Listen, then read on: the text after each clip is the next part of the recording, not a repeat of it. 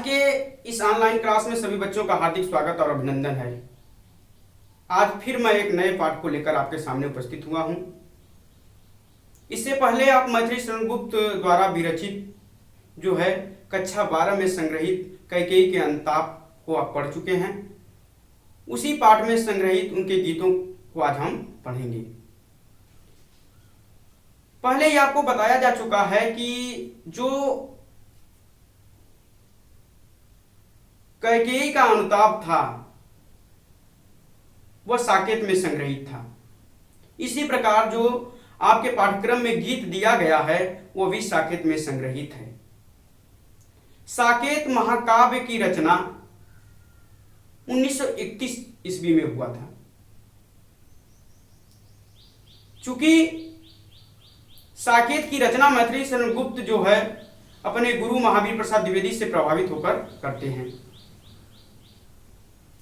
महावीर प्रसाद द्विवेदी एक निबंध लिखते हैं कि साहित्य में उर्मिला विषयक उदासीनता, साहित्य में जो उर्मिला को स्थान मिलना चाहिए वह उर्मिला को स्थान कोई किसी कवि ने नहीं दिया था।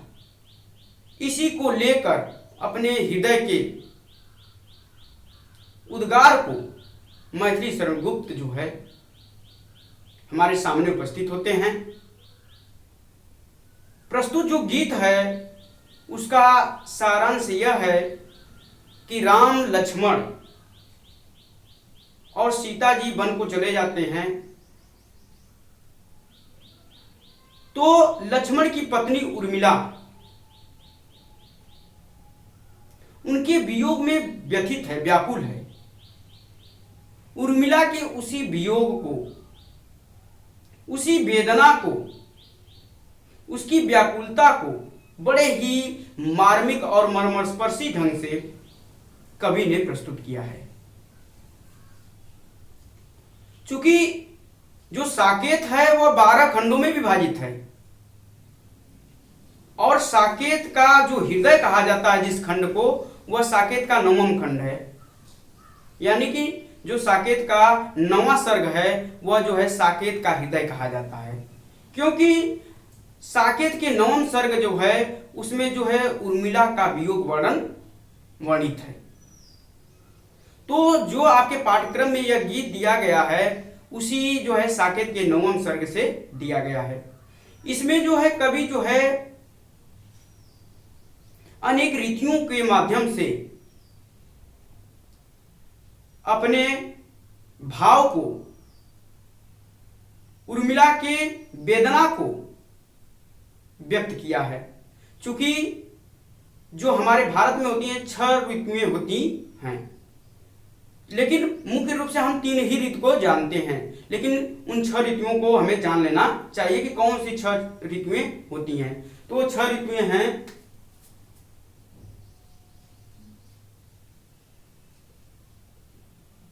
ऋतुएं। तो इसमें पहला जो ऋतु होती है वह ऋतु होती है ग्रीष्म ऋतु।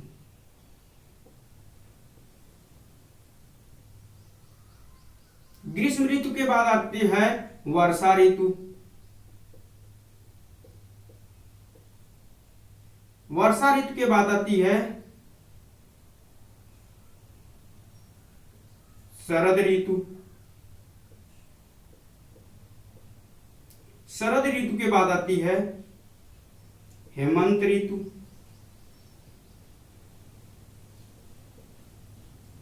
और हेमंत ऋतु के बाद आती है शिशिर ऋतु।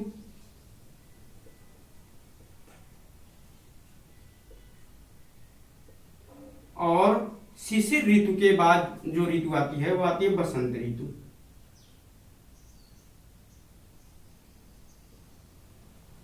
इसमें जो बसंत ऋतु होती है इसे ऋतुओं का राजा कहा जाता है। बसंत ऋतु को ऋतुओं का राजा,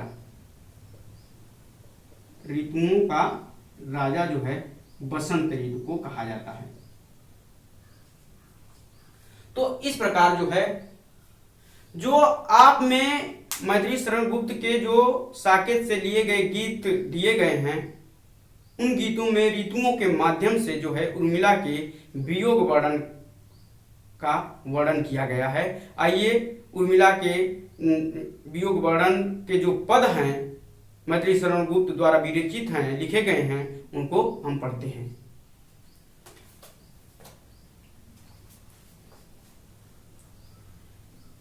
निरख सखी ये खंजन आए, फेरे उन मेरे रंजन ने, नयन इधर मन भाए, फैला उनके तन का आतप, मन से सर सरसाए, घूमे वे इस ओर वहां, ये हंस यहाँ उड़ छाए, करके ध्यान आज इस जन का, निश्चय वे मुस्काए, फूल उठे हैं कमल अधर से यह बंदूक सुहाए, स्वागत स्वागत शरद भाग्य से मैंने दर्शन पाए, नभ के मोती वारे लोय अश्रु अर्घ भी भर लाए।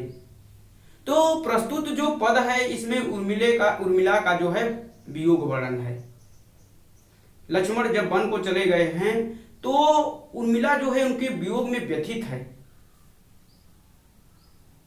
उसी का वर्णन किया गया है।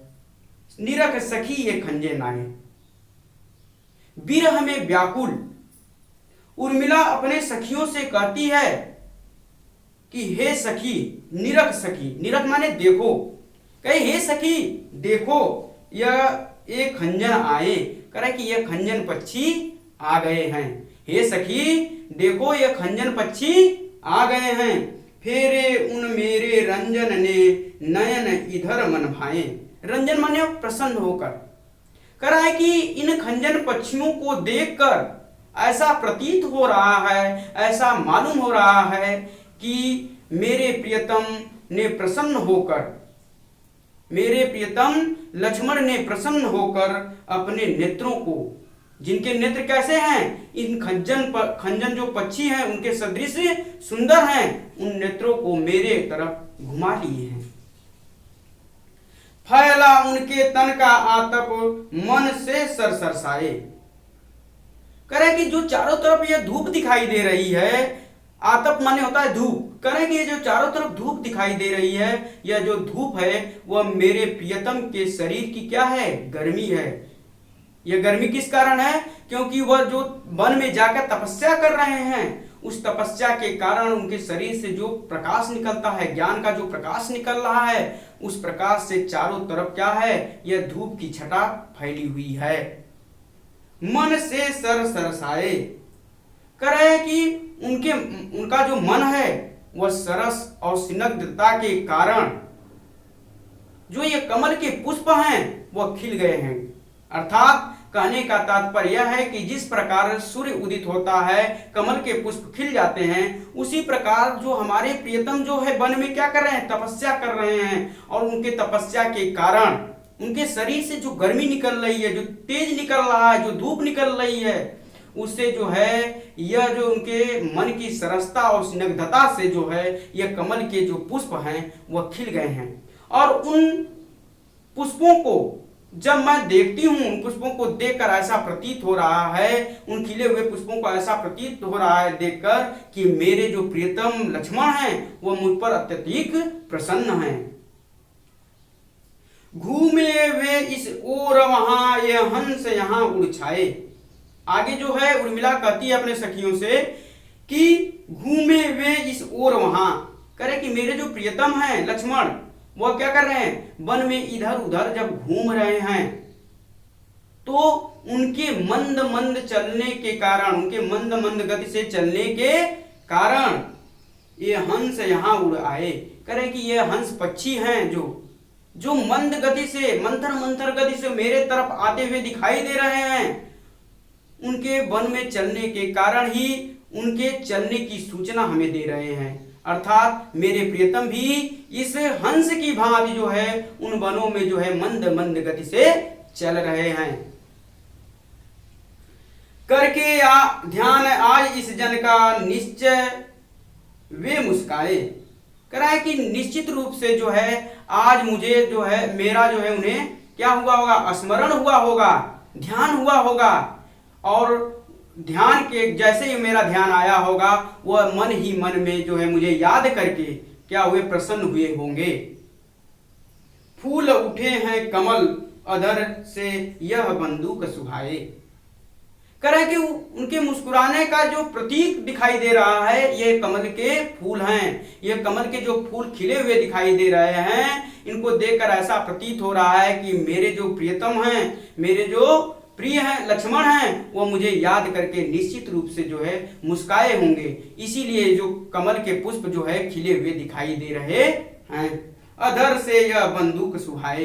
कह रहे कि उनके मुस्काने के कारण, उसके हंसने के कारण जो यह लाल रंग के जो है बंदूक के जो फूल हैं वह जो है उनके दोनों ओठों के सदृश दिखाई दे रहे हैं। अर्थात जो उनके ओठ हैं यह जो है लाल रंग के जो बंदूक के पुष्प होते हैं उन्हीं के सदृश दिखाई दे रहे हैं।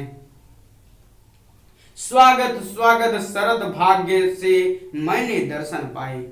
आगे जो है उर्मिला कहती है कि हे शरद ऋतु, आपका क्या है, स्वागत है, आपका अभिनंदन है। भाग्य से मैंने दर्शन पाए। कहे कि मेरा अहो भाग्य, मेरा बहुत बड़ा भाग्य है कि आज जो है मुझे जो है आपके दर्शन हुए हैं। नभ के मोती वारे लोय अश्रु अर्घ भर लाए। कह रहा है कि आपके आने की खुशी में आकाश जो है अपने ओस रूपी जो बूंद हैं उन बूंदों को जो है आप पर न्यौछावर कर रहा है। अर्थात उनको देखकर ऐसा प्रतीत हो रहा है कि वह जो है ओस रूपी जो है मोतियों को जो है आपके ऊपर न्यौछावर कर रहा है। यह अर्घ अश्रु अर्घ भर लाए। और कह रहे कि उर्मिला कह रही है कि मैं भी आपके स्वागत में अपने आंखों में जो है आंसुओं का अर्घ लेकर आपके स्वागत के लिए उपस्थित हूं। जो प्रस्तुत पद है इसमें जो भाषा है वह खड़ी बोली है और इसमें जो रस है विप्लव श्रृंगार या वियोग श्रृंगार है। चूंकि विप्लव श्रृंगार या वियोग श्रृंगार वहां होता है जहां पर नायक और नायिका एक दूसरे से बिछड़ जाते हैं, तो वहां पर कौन सा अलंकार होता है, वियोग श्रृंगार या विप्लव श्रृंगार। और इसमें जो शब्द शक्ति है वह अभिधा है, व्यंजना और लक्षणा, तीनों शब्द शक्तियों का प्रयोग जो है किया गया है। आगे जो है इसमें जो अलंकार है उपमा और अनुप्रास अलंकार है और जो छंद है वह गेय पद है, यानी कि गेय पद का अर्थ होता है गाने योग्य है। तो इस प्रकार के पहले पद का हम अध्ययन कर लिया। अब देखेंगे दूसरे पद को। शिशिर न फिर गिरबन में, जितना मांगे पतझड़ दूंगी, मैं इस निज नंदन में, कितना कंपन तुझे चाहिए, ले मेरे इस तन में। सखी कह रही पांडुरता का क्या अभाव आनन में, वीर जमा दे नयन नीर यदि तू मानस भाजन में। तो मोती सा मैं अकिंचना, रखूं उसको मन में, हंसी गई रो भी न सकूं मैं अपने इस जीवन में। तो उत्कंठा है देखूं फिर क्या हो भाव भुवन में। जो यह प्रस्तुत पद है इसमें शिशिर ऋतु का जो वर्णन किया गया। पहले ही मैं बताया था कि ग्रीष्म ऋतु के बाद आता है वर्षा ऋतु, वर्षा ऋतु के बाद क्या आता है, शरद ऋतु, और शरद ऋतु के बाद आता है हेमंत ऋतु। हेमंत ऋतु जब व्यतीत होती है, बीतती है, तो जो सर्दी है यानी कि ठंड बहुत तेजी से पड़ने लगती है, तो उसके बाद जो ऋतु का आगमन होता है वह शिशिर ऋतु का। अर्थात शिशिर ऋतु में जो है ठंड बहुत अधिक पड़ती है। तो आइए देखते हैं इन पदों को। शिशिर न फिर गिरबन में। उर्मिला जो है अपने वियोग का वर्णन करते हुए शिशिर ऋतु को संबोधित करते हुए कहती है कि हे शिशिर ऋतु, तुम्हें वन में जाने की जरूरत नहीं है। जो भी चीजें चाहिए वह सब चीजें जो है मेरे पास उपलब्ध हैं, तुम मेरे पास से ले सकती हो। शिशिर न फिर गिरबन में। कहे शीत ऋतु, हे शिशिर ऋतु, तुम्हें वन में जो है घूमने की जरूरत नहीं है। जितना मांगे पतझड़ दूंगी मैं इस निज नंदन में। कह रहा कि जितना तुम मांगो उतना मैं पतझड़ तुम्हें क्या करूंगी, दे दूंगी। अर्थात जितना तुम्हें क्या होता है कि जब शिशिर ऋतु आती है तो पत्ते झड़ने लगते हैं, पेड़ से पत्ते गिरने लगते हैं और पत्ते जो है पीले पड़ने लगते हैं। तो कह रहा है कि कितना तुम्हें पतझड़ चाहिए हे शिशिर ऋतु, जो तुम वनों में भटक रही हो, तुम्हें कितना जो है पतझड़ चाहिए और कितना तुम्हें जो है पीले पत्ते चाहिए। वह सब चीजें जो है मेरे निज माने मेरे इस शरीर रूपी जो है वन में यानी कि नंदन में क्या है उपलब्ध है, जो चाहो तुम ले सकती हो। कितना कंपन तुझे चाहिए ले मेरे स्तन से। कह रहे कि यदि तुम्हें कंपन चाहिए,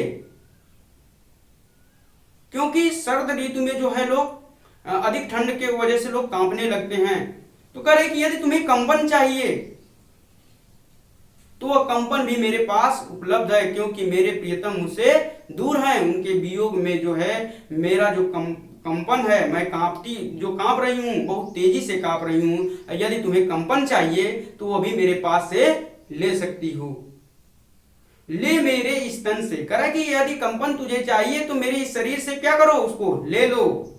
सखी कह रही पांडुरता का क्या अभाव आनंद में। आनंद माने होता है मुख, पांडुरता माने पीला। कह रहा है कि मेरी जो सखियां हैं, मेरी सखियां कहती हैं कि जब से लक्ष्मण वन को चले गए हैं तुम्हारे जो चेहरे हैं वो पीले पड़ गए हैं। पांडुरता माने पीला। कह रहा है कि इसलिए जब तुम्हें पीले पत्ते की जरूरत हो तो मेरे इस मुख से तुम ले सकते हो, जो है मेरे पास जो है उसकी भी कमी नहीं है। वीर जमा दे नयन नीर यदि तू मानस भाजन में। वीर किसको कह रहे हैं, उस शिशिर ऋतु को कह रहे हैं, शिशिर ऋतु, हे वीर शिशिर ऋतु। यह शिशिर ऋतु में क्या होता है कि पानी क्या होता है, जम जाता है। जब अधिक ठंड पड़ती है तो पानी क्या होता है, बर्फ बन जाता है। तो उर्मिला कहती है कि हे शिशिर ऋतु, तुम जो है मेरे अश्रु जल को क्या करो, मेरे मानस भाजन, मानस माने होता है मन, भाजन माने होता है पात्र। कह रहे मेरे मन रूपी पात्र में क्या करो, मेरे अश्रु जल को क्या करो, जमा दो। कह रहे कि तुम जो है क्या करती हो, अधिक ठंड के कारण जो है जलों को क्या करती हो, जमा देती हो। जैसे झीलों के पानियों को जमा करके उसे बर्फ बना देती हो, इसी प्रकार जो है तुम्हें दूर जाने की जरूरत नहीं है। जो मेरी अश्रुधारा है, मेरा जो अश्रुजल है, उस अश्रुजल को मेरे जो है मन रूपी जो है पात्र में क्या करो, जमा दो। तो मोती सा मैं अकिंचना रखूं उसको मन में। कह रहा है कि मैं उस जमे हुए आंसू को, जो मेरे मन में जमा हुआ आंसू है, उसे जो है अपने मन में संजो कर मोती के सदृश जो है उसे रखूंगी। अकिंचना माने होता है गरीब। कह रही है कि मैं जो गरीब हूं, मैं गरीब जो है उस जो है अश्रु रूपी जो मोती है, उस मोती को जमा हुआ मोती जो है, उस मोती को जो है अपने मन में अत्यधिक सुरक्षित रखूंगी। हंसी गई रो भी न सकूं मैं अपने इस जीवन में। कह रहे कि मेरे जीवन से हंसी तो सदैव के लिए क्या हो गई, चली गई। रो भी न सकूं, और वह कहती है कि क्या मुझे इतना भी अधिकार नहीं है कि मैं इस जीवन में जो है अपने प्रियतम के वियोग में रो सकूं, मैं अपने इस जीवन में। कह रहे कि क्या मुझे जो है यह भी अधिकार नहीं है कि मेरी हंसी तो चली गई, क्या मैं अपने इस जीवन में रो भी नहीं सकती हूं। तो उत्कंठा है देखूं फिर क्या हो भाव भुवन में। कह रहा यदि तुम मुझसे दोनों छीनना चाहती हो, यदि मेरी हंसी भी चली गई और मैं रो भी नहीं सकती हूं, तो मैं यह देखने के लिए उत्सुक हूं कि मेरे जो इस भाव भवन में, यानी कि जो मेरे या हृदय में अब कौन से भाव हैं जिससे मैं अपने दुखों को, अपने वियोग को, अपने प्रियतम के जाने के बाद जो मैं व्यथित हूं, उस वियोग को कैसे व्यक्त करूं। देखती हूं कि कौन से मेरे भाव मेरे मन में और नए भाव जागृत होते हैं। तो इस प्रकार जो है आज जो है मैथिली शरण गुप्त का जो गीत था उसके 2 पदों का हम अध्ययन किए। अब इसमें जो 2 पद और बच रहे हैं वह अगले कक्षा में हम इसे पढ़ेंगे। आज बस इतना ही, धन्यवाद।